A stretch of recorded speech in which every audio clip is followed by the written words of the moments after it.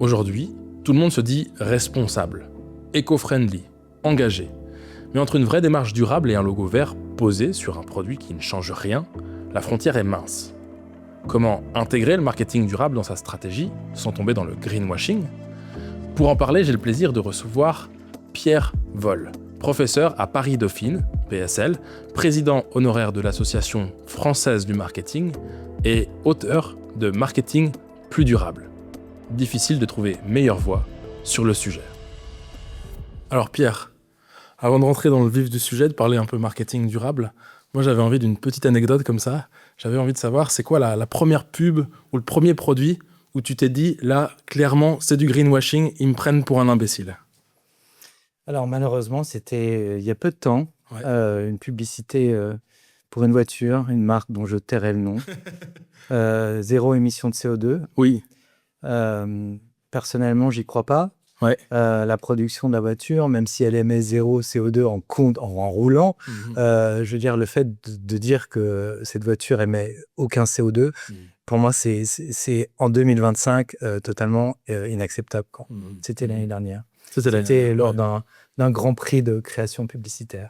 Ok. Et ils ont eu un prix en or. Ah ouais. Donc là, on n'a pas de nom, mais on a 2-3 infos pour aller chercher au cas où. Et puis, à contrario, c'est quoi le moment où tu as été étonné par une entreprise et tu t'es dit, ah ouais, non, eux, ils font vraiment du job bien par rapport à ça, quoi. C'est une entreprise qui m'est très chère, qui s'appelle Café Joyeux. Ok.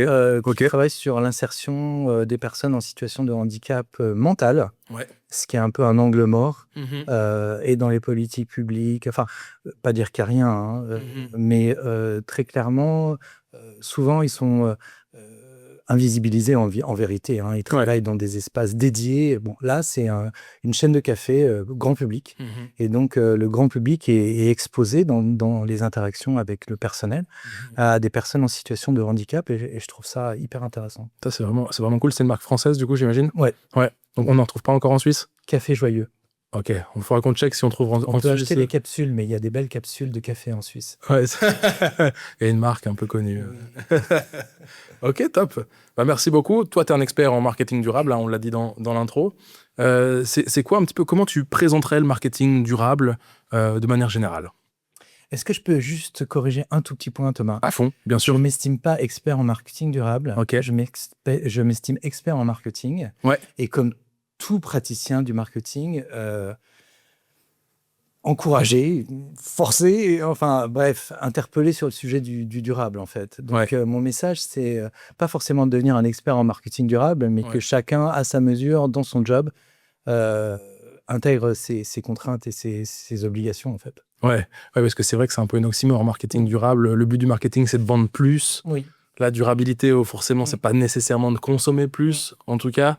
Comment tu fais avec cette dichotomie-là, quoi ? On est d'accord, à première vue, ça paraît assez incompatible. Et bon, c'est difficile de vendre plus tout en diminuant l'impact sur la planète, hein, très clairement. Il y a une statistique que j'aime bien, c'est combien de kilos de CO2 quand on produit 100 euros de richesse. Et la réponse pour la France, c'est 12.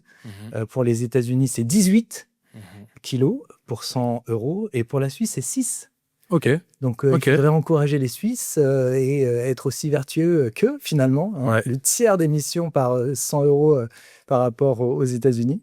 Alors, bon, c'est pas si simple. Les conditions climatiques sont pas les mêmes, énergétiques, etc. Mais ça veut dire quoi ? Ça veut dire qu'effectivement, dès qu'on crée 100 euros de richesse, on crée des émissions de CO2 et on altère d'autres paramètres, hein, la biodiversité, la pollution, etc. Donc, c'est compliqué d'imaginer une croissance infinie tout en respectant la planète. Pour autant, les marketeurs, chacun dans leur tâche et dans leur mission, peuvent intégrer, je pense, les enjeux de durabilité de plusieurs façons. Déjà, en réduisant leur propre impact, donc l'impact des activités marketing, quand on envoie des vidéos, quand on tourne des podcasts. Publicité. si c'est pour la bonne cause, on aura un impact positif. Donc, réduire l'impact des activités marketing, déjà, le digital en partie, mais pas que, parce que voilà, le marketing, il est encore beaucoup physique dans les événements, par exemple. Ouais. Quand on fait un événement qui justifie des déplacements, je vais donner un exemple. On prend l'événement B2B mondial de Salesforce, ça s'appelle Dreamforce. On est à 150 000 invités. Donc, forcément, ils ne viennent pas à pied. Donc, voilà. Forcément, il y a un impact important.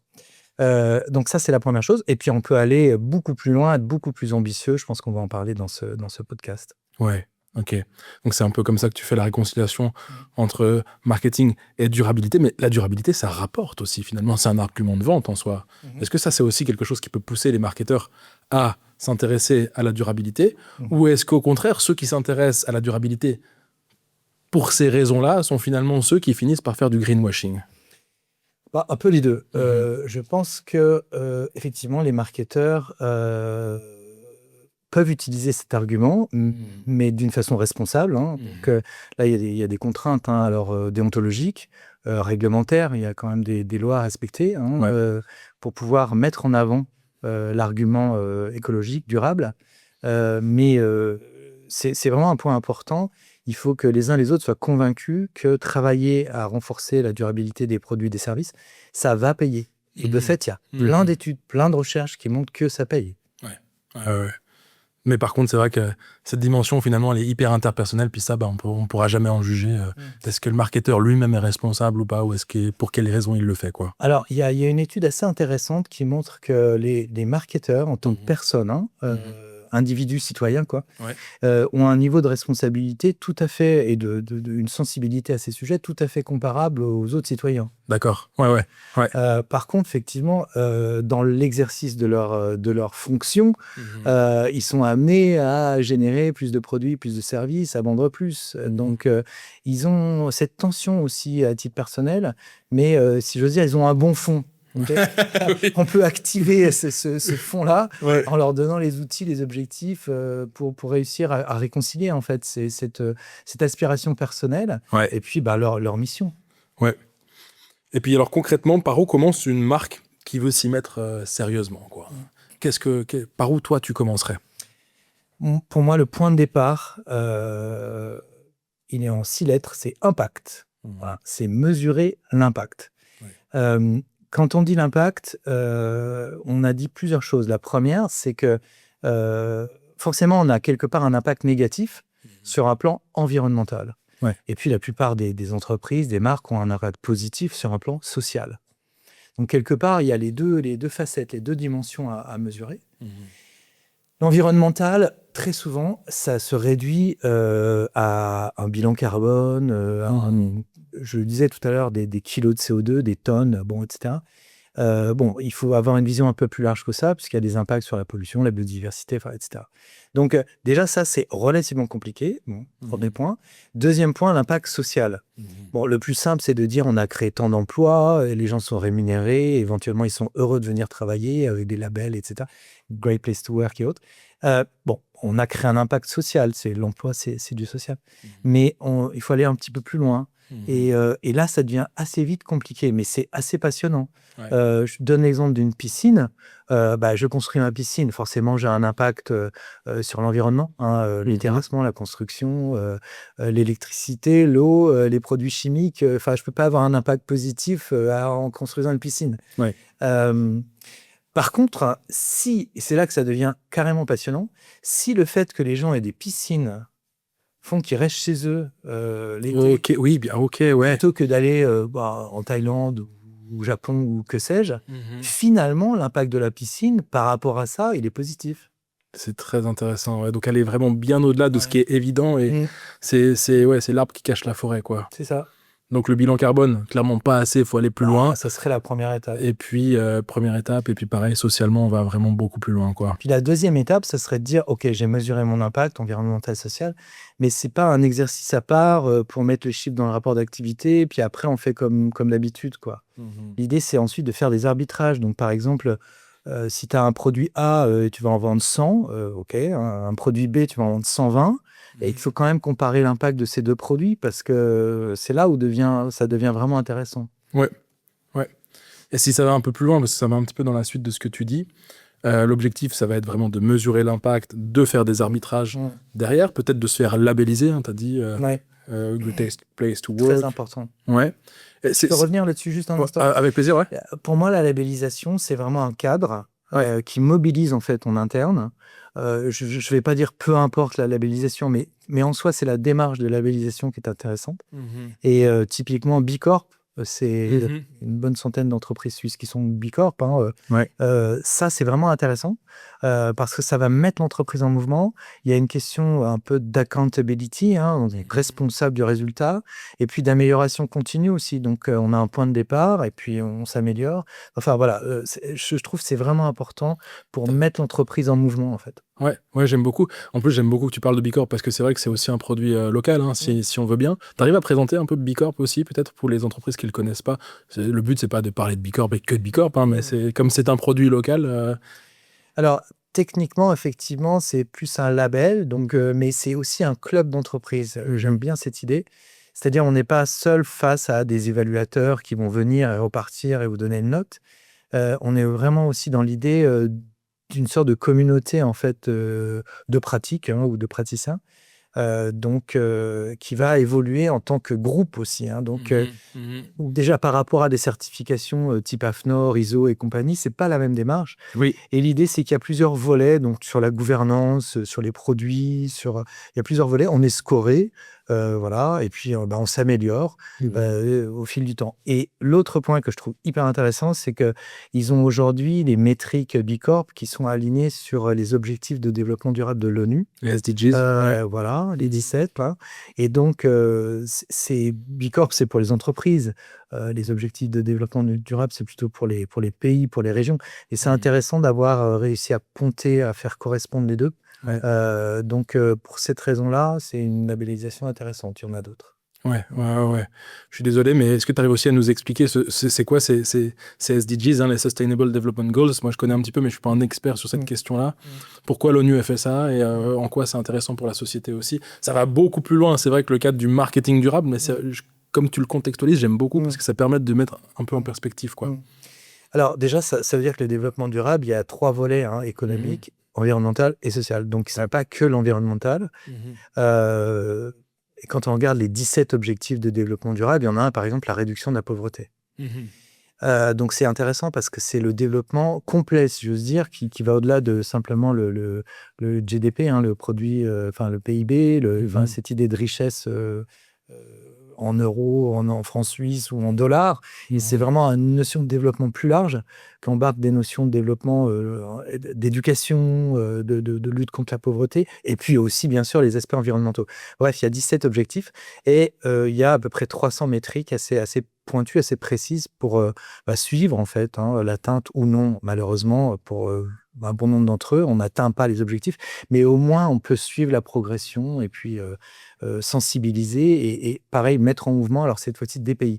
C'est vrai que des pays, des régions, des villes, c'est vrai que en ce moment, on a une grosse pression. Voilà. Il y a plein d'autres sujets, si je veux dire, sur l'agenda des dirigeants. Mais c'est bien de se raccrocher à ce cadre, parce que c'est un cadre collectif mondial, en fait. D'où l'intérêt de B Corp décliné au niveau des entreprises aussi. Ouais. J'aime beaucoup que tu mentionnes ces deux sujets parce que des fois, on se dit effectivement, il n'y a rien qui est fait. Et en fait, on se rend compte qu'il y a énormément de choses qui sont justement faites, des frameworks qui sont posés, 300 metrics associés aux SDGs, ça, je ne savais pas. C'est intéressant, ça veut dire qu'on peut s'en inspirer. Le label B Corp aussi, parmi d'autres, on ne pourra pas tous les citer, mais c'en est un. Est-ce que label, c'est une finalité ou c'est une première étape? Non, ça serait une première étape pour mettre l'entreprise en mouvement. L'objectif étant évidemment de réduire les impacts négatifs sur l'environnement et d'augmenter les impacts positifs sur le social. Donc, c'est certainement un cadre qui aide à se mettre en mouvement. Après, ce n'est pas une finalité. Objectivement, la finalité d'une entreprise, ça reste d'être rentable et de se développer. Donc, on retombe toujours sur cette contradiction possible.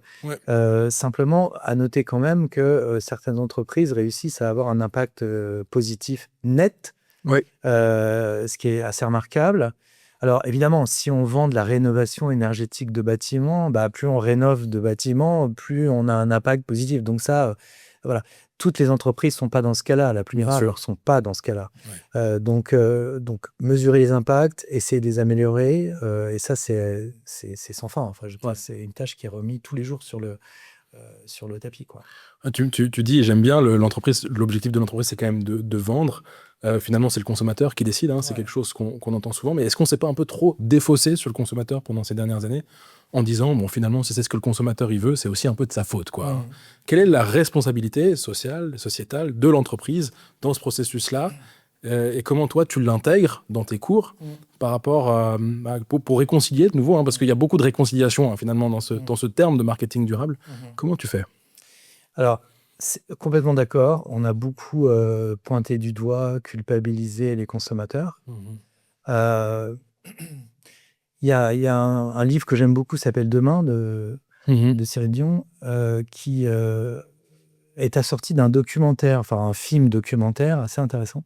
Et là-dedans, il y a l'expérience des villes d'Europe du Nord, et notamment du vélo, dans des villes qui sont quand même pas super agréables sur un plan climatique, quoi. Donc voilà, c'est prendre son vélo, c'est un vrai acte de bravoure quand même. Oui, c'est vrai, c'est vrai.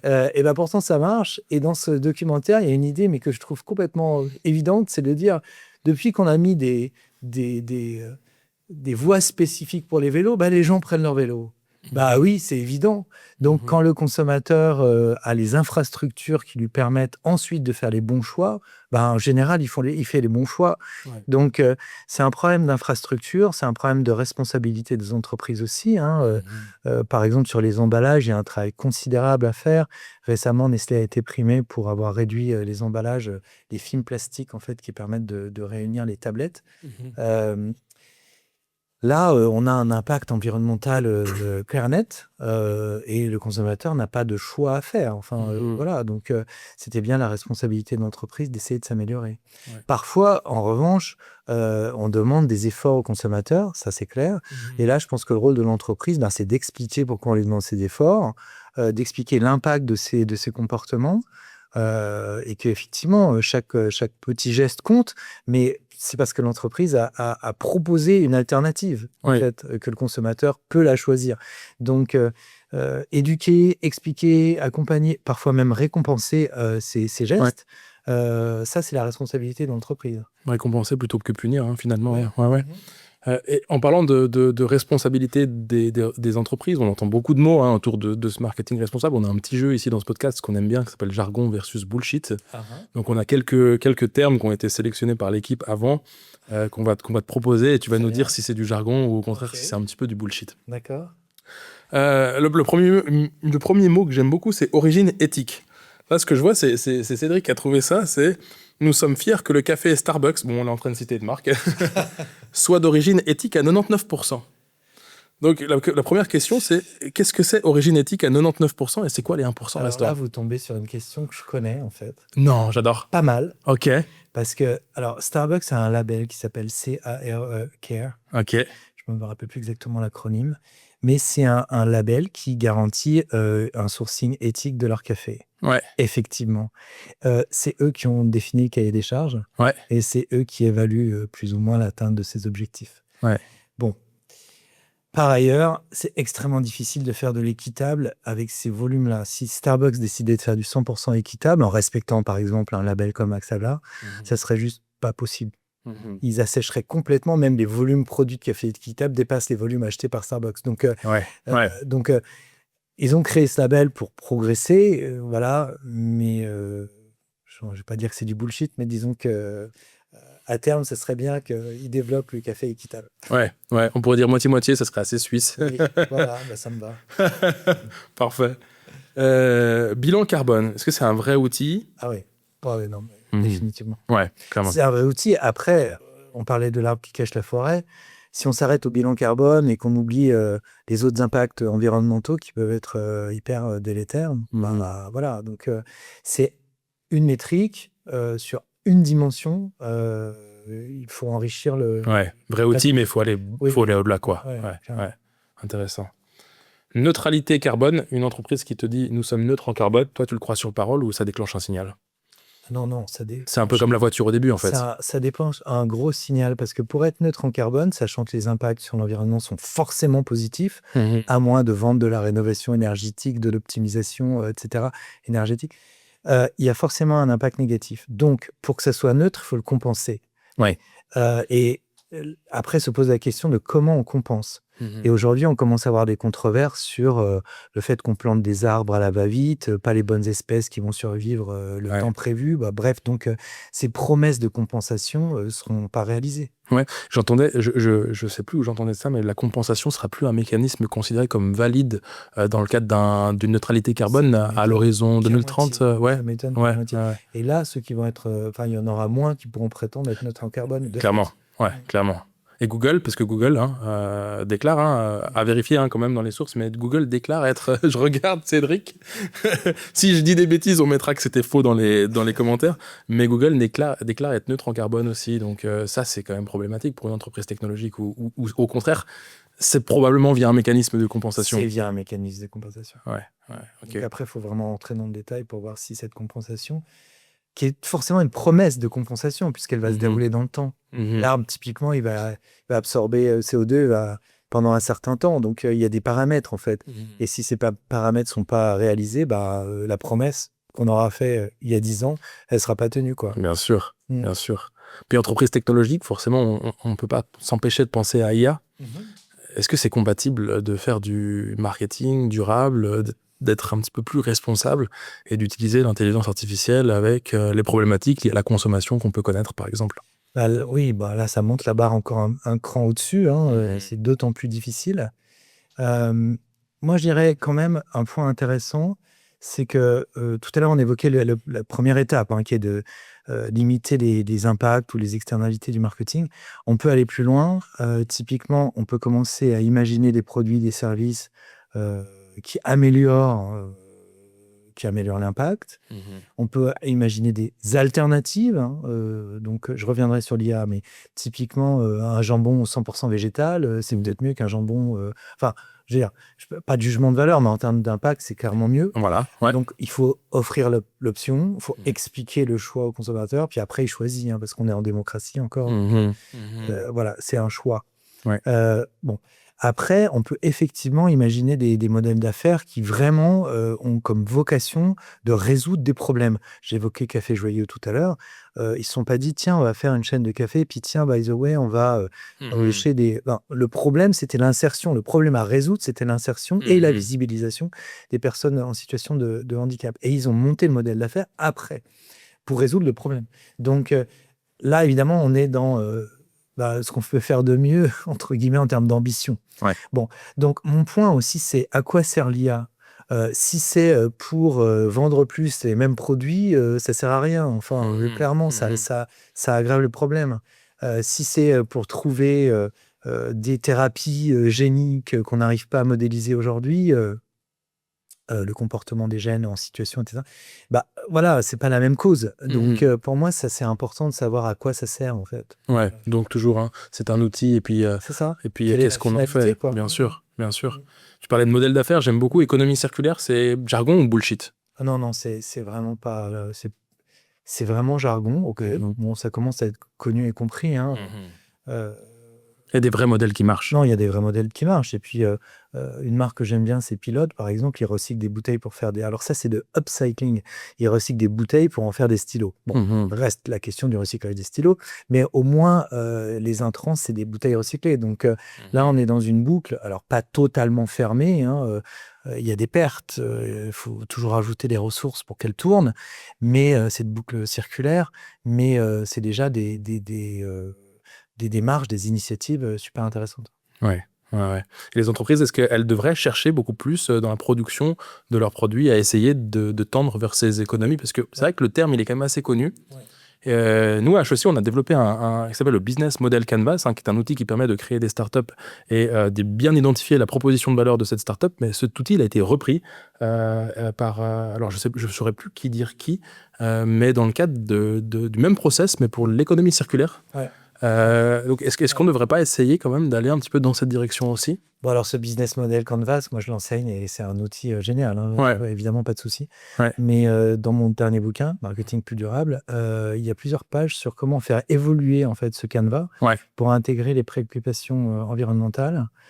Une façon assez simple, mais qui ne remet pas vraiment les cartes sur la table, c'est de rajouter en bas les ressources, sur le côté, les ressources environnementales et en bas, les impacts. Pas seulement donc, en termes financiers, mais en termes aussi environnementaux et sociaux. Oui. Bon, ça ne remet pas en cause fondamentalement l'idée de business model, mais ça permet déjà d'intégrer dans la réflexion cette notion de ressources et d'impact. Oui. Déjà pas mal. Oui. Après, on peut aller un peu plus loin. Et c'est vrai que, en fait, ce qui est assez intéressant dans les modèles d'affaires circulaires, c'est que c'est pas un modèle d'affaires, c'est plusieurs modèles d'affaires tout au long d'une chaîne de valeur circulaire. En fait, bon, c'est une chaîne circulaire, ok. Mais donc, ça veut dire que les ressources de l'un sont les... C'est les entrants de l'autre, quoi. Voilà. C'est ça qui est intéressant, en fait. C'est d'agglomérer les business models pour qu'à la fin, on fasse le bilan de cette chaîne. Ouais. Après, encore une fois, on a tendance à oublier que dans cette démarche de circularité, on parle des fois de 4 R, recycler, réparer, enfin tout ça. Le premier R, c'est réduire. Donc, les 4 R, c'est réduire. Alors, réduire, recycler, réparer, puis je ne sais plus quel est le quatrième. Non, t'inquiète. Pardon, non. Je voulais surtout dire que le premier, alors celui que je n'ai pas oublié, c'est réduire. Oui. Et donc, la réduction, c'est ces démarches de sobriété. Donc voilà, plutôt que d'aller 3 fois en avion 10 jours, on peut y aller peut-être une fois 3 semaines, quoi. Donc ça ne veut pas dire interdire, ça ne veut pas dire s'arrêter de vivre, mais ça veut dire quand même commencer à réfléchir à ces logiques de sobriété. Ça, c'est côté consommateur. Et puis côté entreprise, c'est réduire les intrants, réduire les ressources. Donc ça, c'est assez important. Et souvent, on parle de simplement une boucle, très bien, mais quand même réduire aussi le poids de cette boucle circulaire, quoi, de son impact, quoi. Donc ça, c'est important. Après, ces logiques de réparation, elles sont aussi intéressantes parce que ça veut dire quoi? Ça veut dire qu'on va allonger la durée de vie des produits. Donc a priori, on va en vendre moins. Mais pour allonger la durée de vie d'un produit, il faut déjà que ce soit un produit de qualité. Si c'est un produit qu'on a trouvé chez Chine, c'est pas la peine d'investir sur la réparation, très clairement. Donc, désolé, mais... Non, il n'y a pas de problème. Donc, ça veut dire quoi? Ça veut dire produire peut-être moins, mais mieux. Et allonger la durée de vie et peut-être vendre du service. Mais aujourd'hui, on reparle l'exemple des piscines, il y a des belles marques de robots, etc. Les réflexes des vendeurs d'accessoires, c'est de vous vendre un robot nouveau, dernier cri, pas de réparer le robot ancien. Ils n'ont pas encore mis en place. Donc, il y a beaucoup de produits pour lequel l'accompagnement du client dans toute la durée de vie du produit, y compris la réparation, y compris le recyclage, n'est pas encore totalement abouti. Donc, souvent, on parle d'un cycle de vie du produit, très bien, et qu'on essaye d'optimiser. Moi, j'aime bien parler aussi de cycle de vie du produit et de l'expérience client, parce qu'il faut accompagner le client dans sa phase de réparation, dans sa phase de recyclage, dans sa phase de reconditionnement, etc. Il y a plein de il y en a en fait plus que 4. On checkera, on mettra aussi. Personne ne connaît absolument tout, et c'est tant mieux, et c'est pour ça qu'on fait ces podcasts, et c'est pour ça qu'on a besoin de tous ces experts comme toi. Donc, expert en marketing, on se rappelle. J'avais peut-être une ou deux questions avant de terminer. Est-ce qu'il y a un sujet qu'on n'a pas abordé pendant ces quelques minutes qui toi, te tient à cœur, en fait, un aspect du marketing durable que tu voudrais mettre en avant, dont on n'a pas discuté, ou au contraire, on a déjà bien couvert le sujet? Alors, il y a un aspect de fond, mais qui fait écho au dernier point qu'on vient d'évoquer, c'est que le marketing, historiquement, c'est effectivement une fonction qui aide à vendre. Voilà, point. Alors, la force de vente, la publicité, l'ensemble des moyens, bon. Mais il a été limité jusqu'à une période très récente, et il est encore limité, et le digital n'aide pas du tout, à l'acquisition. Ce qu'on appelle aujourd'hui l'acquisition. Donc, on a recruté un client, très bien. Donc, concrètement, on a vendu un produit, puisque les deux sont un peu liés quand même. C'est clair. Et puis, on tourne la page et on va chercher le client suivant, quoi. Et en fait, c'est quand pour moi, c'est très lié, parce que j'ai beaucoup travaillé sur la notion de client, le CRM, la stratégie client. Pour moi, c'est très lié. Si on veut vraiment faire du durable, il faut accompagner le client tout au long de sa vie de client, faire en sorte vraiment d'optimiser l'expérience, pas seulement d'achat, mais aussi de réparation, de prêt, de location, de recyclage, de reconditionnement, et puis même jusqu'à la fin de vie du produit, de disparition du produit. Ouais. Et ça, objectivement, le marketing a un énorme chantier C'est vrai. au-delà de l'acquisition.